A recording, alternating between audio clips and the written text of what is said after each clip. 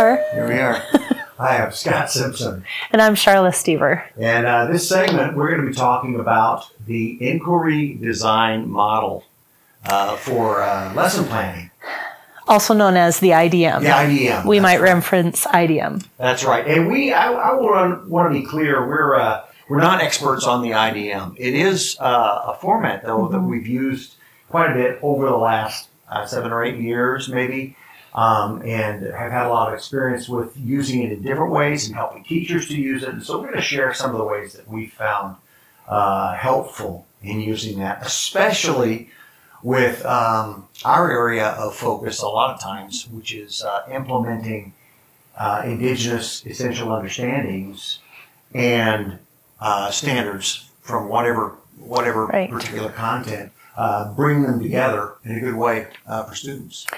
And just as the name suggests, inquiry design model, it is a question-based lesson plan or unit model. And that's one of the reasons we're drawn to it.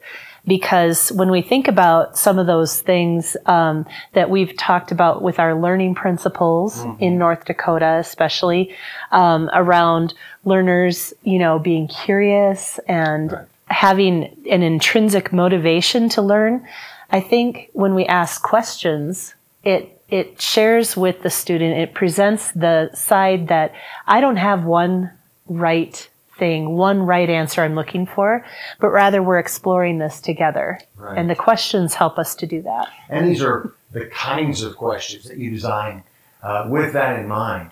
There are lots of different kinds of questions that people create for educational purposes. A lot of times they're for the purpose of assessing, to find out what students have learned and how much they've learned and what they still don't know. This is not that. These are questions that really are designed, like Sharla was saying, to pique their interest, to join their curiosity and the things that I know I'm supposed to be teaching based on standards or essential understandings, and bring those together in a really powerful way. It's not the only way to do these lessons, but certainly it's been, I think, one of the best ways we've found.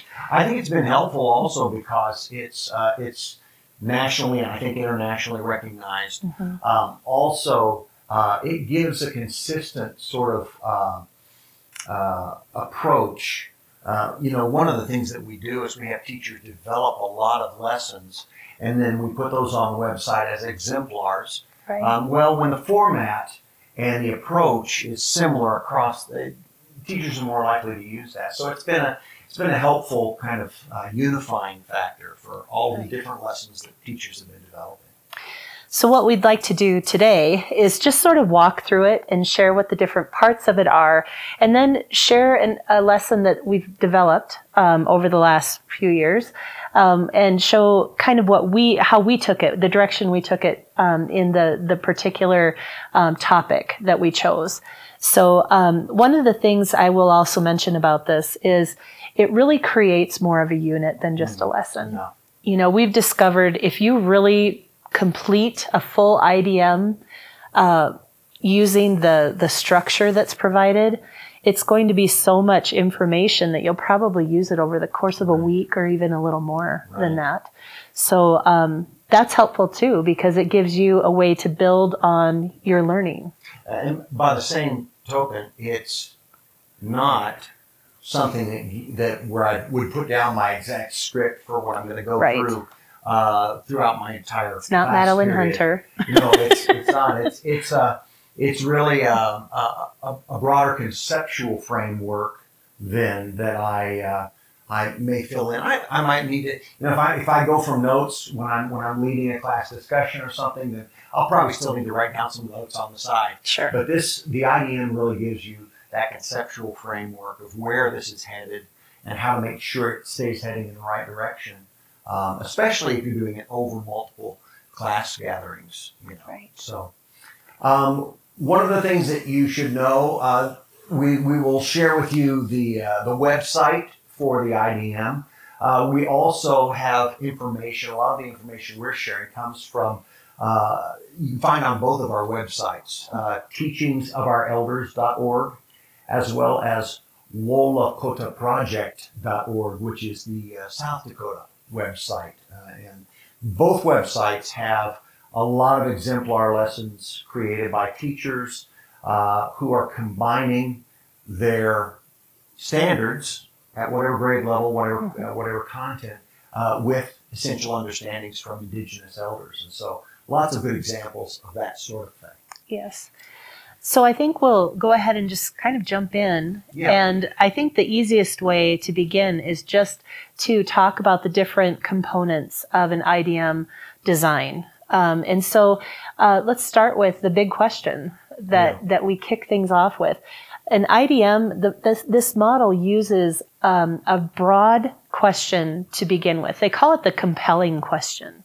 And the compelling question is really designed to kind of zone in on student curiosity and also connect that with whatever the content is, the standard that you want to address. Mm-hmm. An example that I've seen on the IDM website is, was the Revolutionary War revolutionary? Mm-hmm. You know, we're getting into this idea of the content we have to teach about, but also, like we call it the Revolutionary War.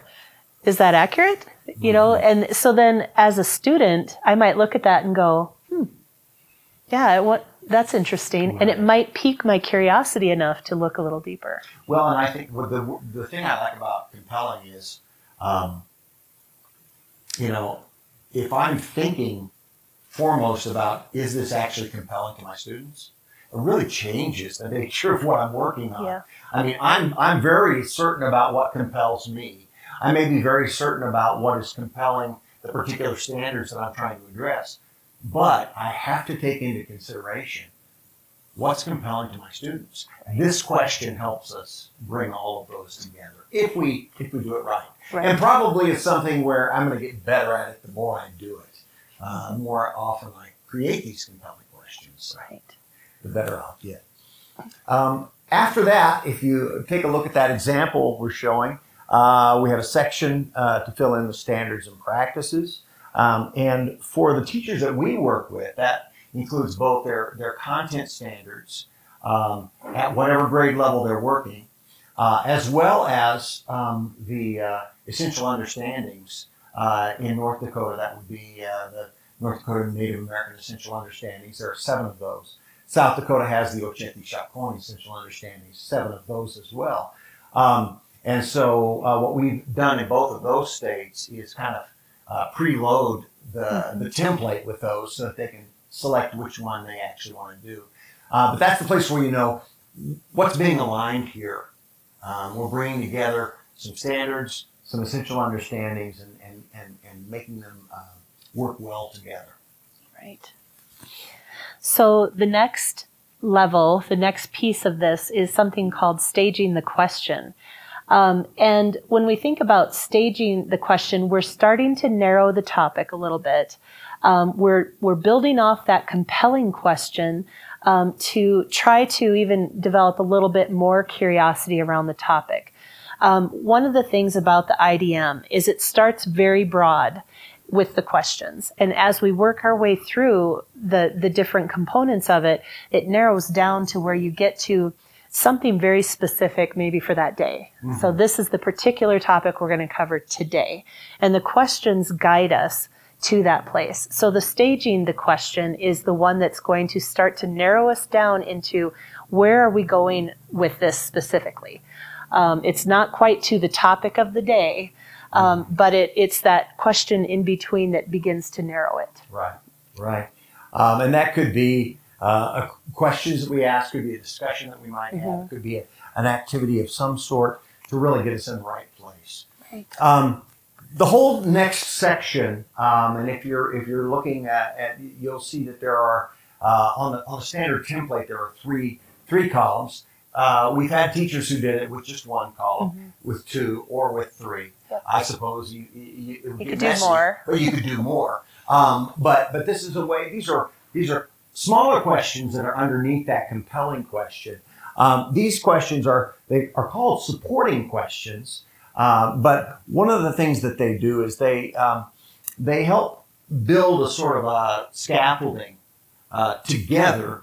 These 3 or 2 or 4 questions scaffold learners up to that larger compelling question, that bigger question, that overarching question. And then these are followed. I think of these as maybe, as a secondary teacher, I think of them as a class period. Sure. Maybe with this class period, we're going to deal with this particular supporting question and the activities and things that go with that. Following class period, we'll either finish that up or we'll move on to the next supporting question. But then what we have done in that way is we've scaffolded with 2 or 3 supporting questions our learning toward really having a grasp of that compelling question overall.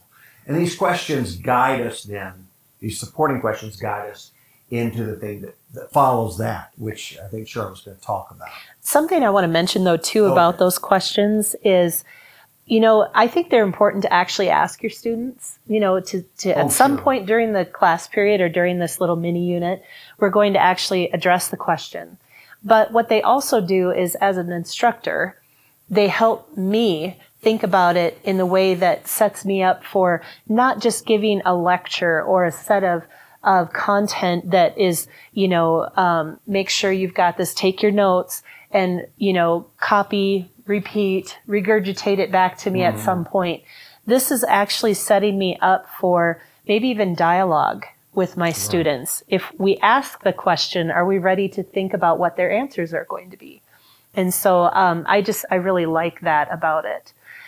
So as we continue through the structure of the IDM, the next thing that you would do is develop your performance tasks. And so when we think about these are the meat and potatoes of your lesson, I guess you could say. It's the stuff it's the activity. It might be something you're talking about that day. It might be a video you're sharing. It might be something you're going to have your students write about, or maybe it's a class discussion. Maybe it's an actual activity where you're making something. At the elementary level, we might be doing something like that, or secondary too. But so it's the stuff of the lesson. It's how we're going to work on learning it. And in many ways, it's what you were just talking about in response to the supporting question. Rather than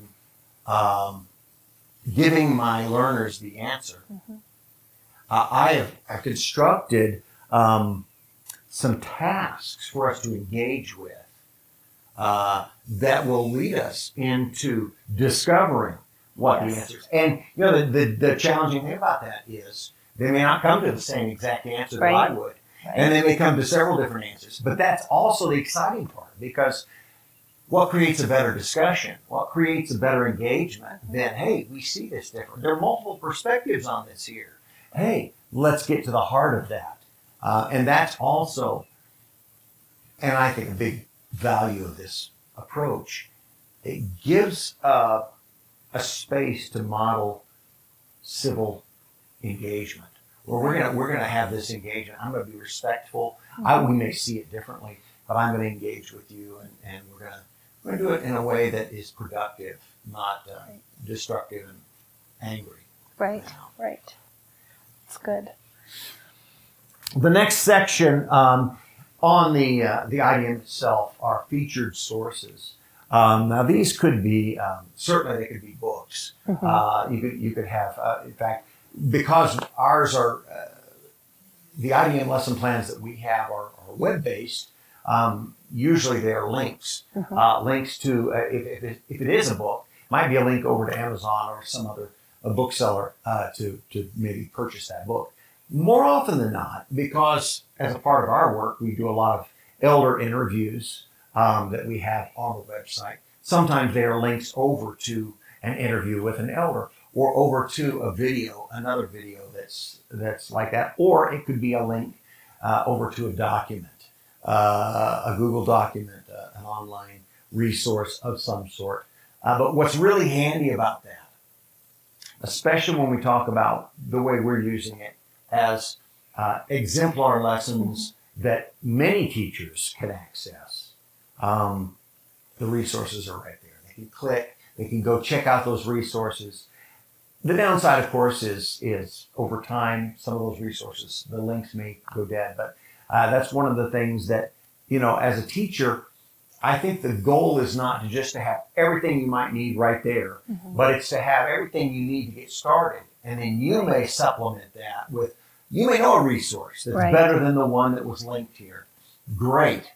Right. Use that, Yes. The other thing I'll mention about this is because everything is right in this document, if you go to distance learning or online learning, for whatever reasons, whether it's pandemic or weather or whatever it might be, it's all right there and could be shared out with your students easily as well. So another piece of this that I really like are the things that the structure provides for what to do once those key questions have been maybe answered or we've been grappling with them for a while. Now what do we do with what we've learned? And so one of the things is there's 2 opportunities to summarize what the learning has been and to create some sort of performance task. And so one of those things is, we call it here with the actual IDM one, an argument. We used a different term, it seems like. I think someone didn't like the word argument. It sounded too angry. Yeah. But dialogue or something like that. I think the idea is, though, that you make the case for something. You might choose a side. Choose a perspective and you build off of that. And so, this is another opportunity for that civil discourse you were talking about. Having students learn how to disagree with one another and how to do that in a respectful way where we don't leave, like you said, angry, but rather that we're able to talk through and that we're listening in such a way that we might even be open to being changed. And I think also how to support my position with real facts, real research. Because if I can't support it, then maybe I need to rethink it. Right. Yes. So that's the argument piece of it. And then the other one, do you want to do this one? The extension? Sure, yeah. The extension, which is, I think, I really like this because it has 2 purposes. I think one is it gives a choice if the argument is not going to work for a particular student. You'll have this second piece that's another performance task that they can do that's maybe a little bit different. And I think the teacher can think through that.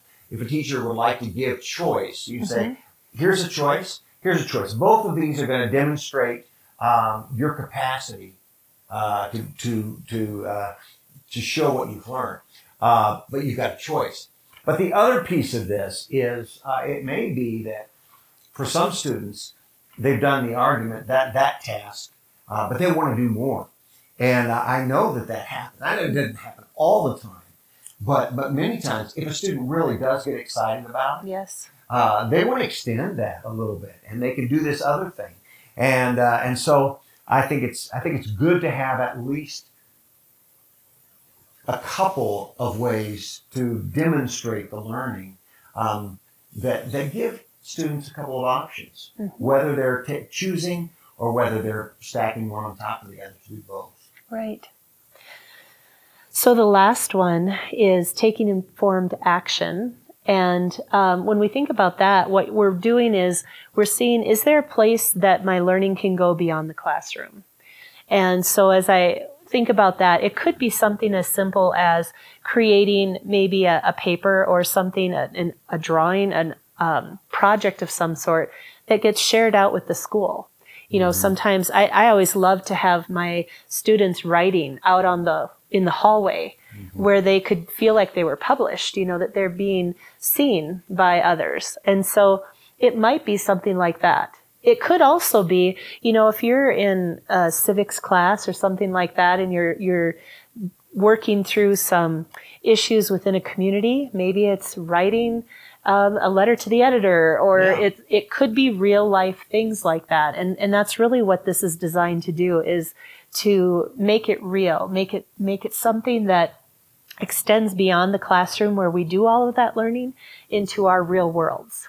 I'm thinking back to one of the things that we talked about with the learning principles that were identified by the Indigenous elders, being purposeful. Yes. It makes the learning purposeful. hey, I've learned this thing. I've developed this strong and supportable opinion. So I want to communicate it to someone who might be able to do something about it. You know, maybe it's writing something to the mayor.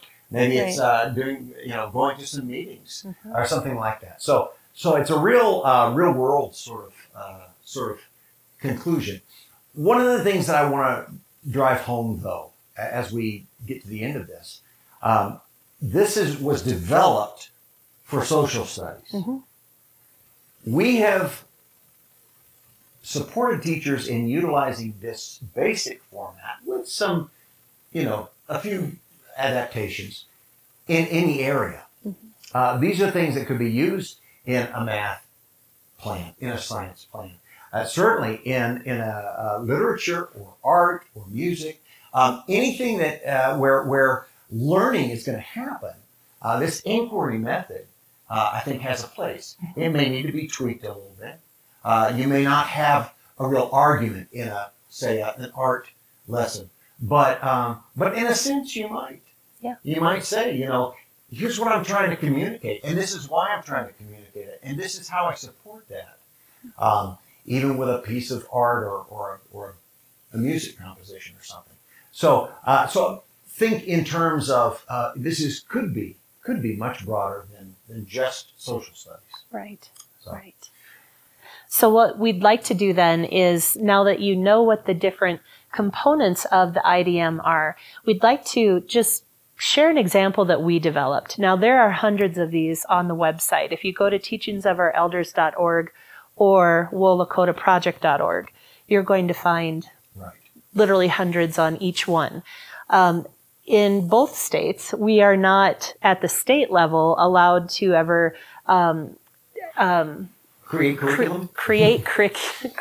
Create, wow. Or require. Require or create curriculum. Boy, that's kind of a tongue twister. Tongue twister there.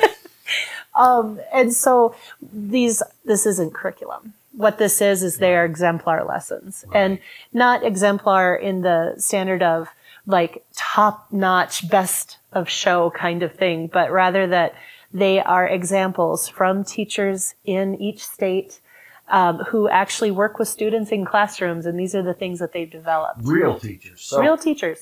Some of them you may read one and say, wow, that's just amazing. I can't wait to do that, and I want to do it exactly the way it is.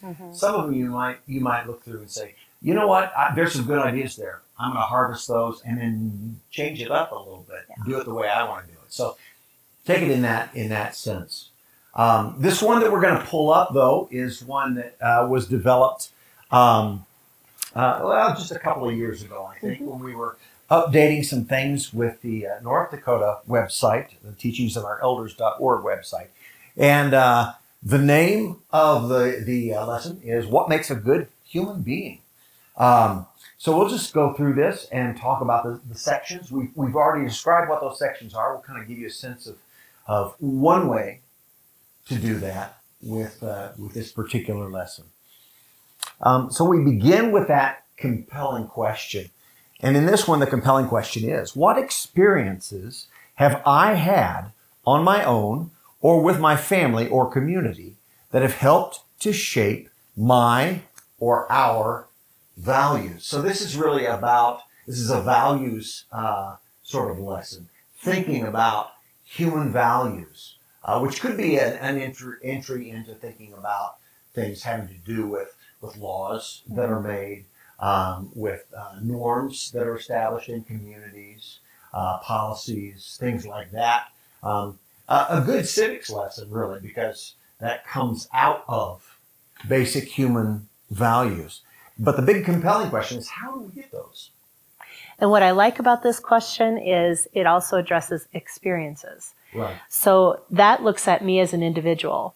So what have I experienced in my life that has caused me to have the particular set of values that I have? Because if I can understand that, I can understand why another person feels as strongly as they do about their values. Absolutely. So that, I really like that question. I think it draws the learner in. That next section where it's about the standards and practices, that's really just where you're going to put what are the particular content standards that you want to address, and also if you're going to be addressing essential understandings. So in this one, there are writing standards addressed, there are speaking and listening standards addressed, and there are music standards addressed with how this was developed. With the essential understandings, this one is up, yeah, it's up at the top. Right, on this right. particular one.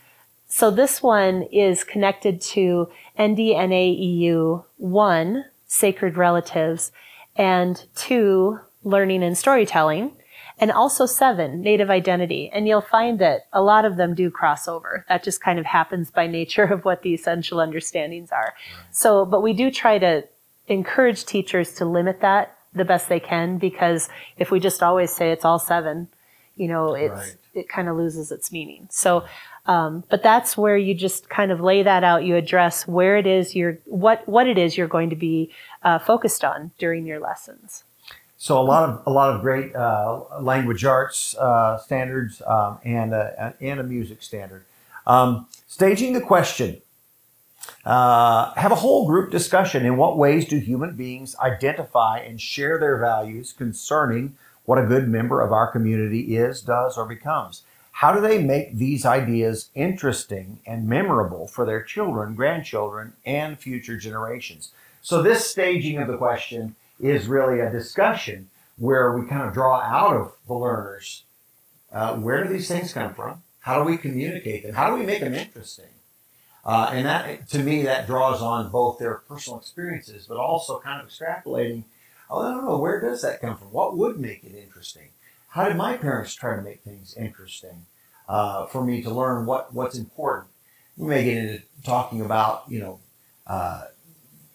Sunday school classes or a 4-H or going in to visit grandparents, things, all kinds of things that are maybe used, or maybe even television shows, Sure. What kinds of values do I learn by watching something like Sesame Street or Mr. Rogers? I guess I'm dating myself now. Yeah. So they're still good shows. I know they are. All right. So then as we move into the supporting questions, in this case, we had 3.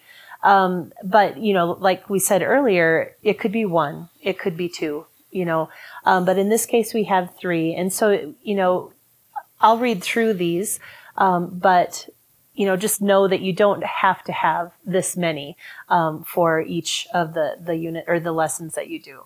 So the first one is, how do Indigenous communities develop and share their values or teachings? And so when I think about that one, that's really interesting to me. When you think about learning about a community and you discover the things that are most important there, there's almost always some stories there. There are things that have happened that have made that particular issue or whatever it is very, very important to that place and time and those people. So then from there, we'll dig into that question as we move through the performance tasks and other things. The second one that is listed here is, what role does storytelling play in Indigenous and other communities to help pass along important knowledge about being good human beings? And I know when we talk about the essential understandings, there's one just on learning and storytelling, because that's so important.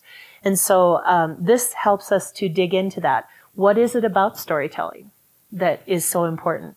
And I know for us, as we've been learning about this story and the research that's been done on it, stories and narratives help us to frame it in our minds in such a way that it's very memorable. So we do know that. But, so you would take that question then and move in a direction with it to talk about why that's important. And then the last one, how do I develop and share my personal values? So then it sort of takes us to that individual place. So I've had these experiences. I've noticed that my community has had these particular experiences. All of that is helping me to shape my values. So we've got a kind of a lesson going toward that big question about where values come from. That we're digging into Indigenous communities because we have some specific knowledge. We're going to get some resources there a little bit about Indigenous communities, how they communicate, what's role storytelling, and then maybe think about what is it that I do that helps me clarify that for myself. That moves us into the performance tasks. We have a mixture of things. Under that first one, where the compelling question was about how indigenous communities develop and share them, we have an interview that we did with Alex Dakota, who is a culture teacher. He's from Turtle Mountain Band of Chippewa, and he shares about the 7 teachings. And so there's watching of that video, and then some journaling that comes about around the learn from questions that are connected with that video. And then those learn from questions are listed. And so there's also an extension of that into the animals that Mr. Dakota shares, and a connection with those animals, and why would this animal be connected with this particular virtue and value, and so some thought about that. Also some extension about listing of virtues from multiple cultures. There's a table that you can use that shows where it's nice to look at different cultures and the virtues and how they're similar and how they may also vary a little bit. And of course, there's a note in there about adapting this to the learner's level, depending on what your learners are prepared for. In the second column, which was the one about storytelling, we have copies of the story of the Giants by Joseph Marshall III, who is also an indigenous elder. He is from Rosebud Reservation in South Dakota. He is Sicangu Lakota. And so the reading of that story or the listening of it, he has a wonderful recording of that. And then a sharing of an interview with Gladys Hawk, who is an elder from Standing Rock. She talks about listening to stories from her grandmother when she was little at night. And then the questions, learn from questions that are connected with her story. Then learners are invited to find a story that teaches a lesson. It could be from a book, or it could be a story that's been told to you by a parent, a relative, a friend, or someone else. Write or tell your own version of the story and what it means to you and what lessons might be learned by others. 2 to 3 pages, verbal or media presentation. And that could be adapted to the levels. So basically what we're learning from Mr. Marshall, Gladys Hawk, how these stories impact, how they work, and then myself finding one either that I've been told or that's been told to me and retelling that in a way that's powerful. So both of these kind of outside of myself, although I'm connected with it.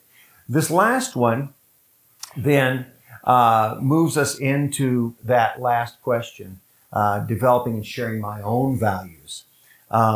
This is personal for me, so I'll just admit that. So I put together this lesson. So one of the things that I developed, I'm a songwriter, so I developed a journal that has some of the basic stories behind some of the songs. You listen to the song and then do some journaling about some of the connections that you make personally with that song. And so they take some time to listen to a few of those, sharing, doing some journaling, and then looking at the songwriter comments, and then coming back together, and then exploring through journaling an experience that you have had that brought you a new understanding or lesson about how to live life in a better way. Develop the story of an experience into, and then they have multiple options. And this is one of those things that we like to do, you know. The invitations. You're invited to do this in whatever way works best for you. A song, a poem, a story, a drawing, a media presentation, an essay, whatever works best for you. And then schedule some days for that to be, presented in some way. So,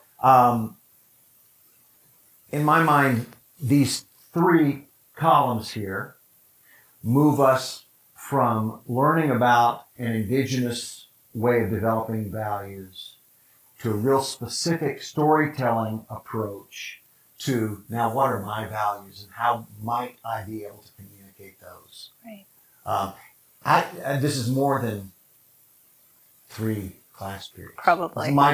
This might be like a week, 2 weeks. Week or 2 weeks. Yeah. And I'll just go ahead and finish this up because we've already mentioned most of that, but then in the featured resources underneath each of those columns, we have links to all of those various videos and things like that.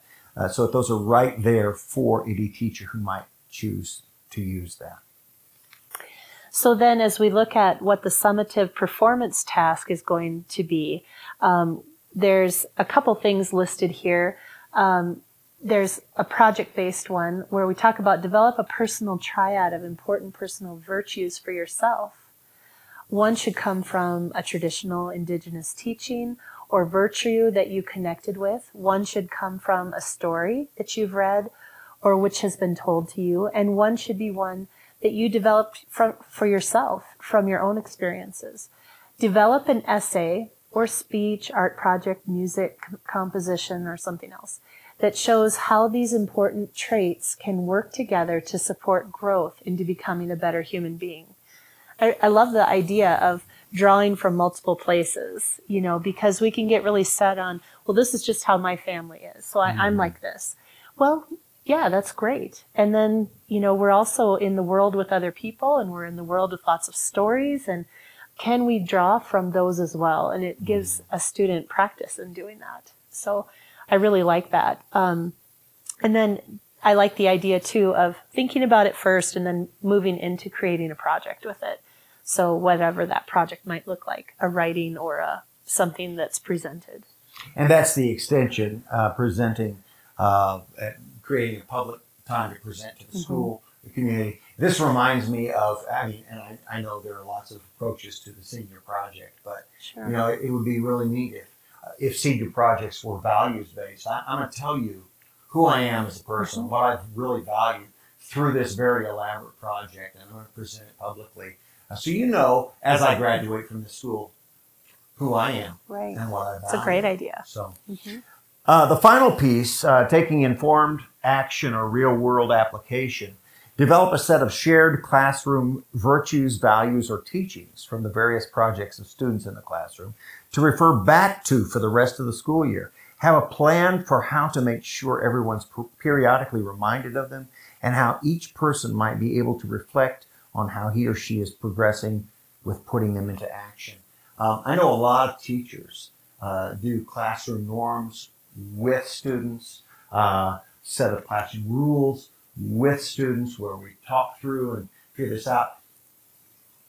A set of classroom values may be even a little richer than that. Maybe they're not telling us specifically what we're going to do and not do, but they're telling us what we really value, what we believe in. And if those things actually come from the students in the room, some really rich work that they've done, and you have those reminders. Maybe it's a painting that's on the wall that someone did. Maybe it's a recording that we listen to every once in a while. Maybe it's a brief poem that's posted on the wall over here that can remind us of certain things that we really agree on that are really important. That can just create a whole really rich culture within the classroom, within that class, that group of students. So we hope that today, as we've shared with you here for the last little bit, that you have a little bit more of an understanding of what the IDM is about, how to maybe go about creating one of your own, and we'll share some places where you can find these resources. We've shared that they are on both of our websites, but we'll also share some other places links that you can go to if you're interested in learning more about it. And I hope that we've shown how beginning with really rich questions can lead us not just to, did we answer that question right, but really some really deep inquiry that can lead to some really rich projects, I think, that students can get really excited about and have ownership for. So thank you. Thanks.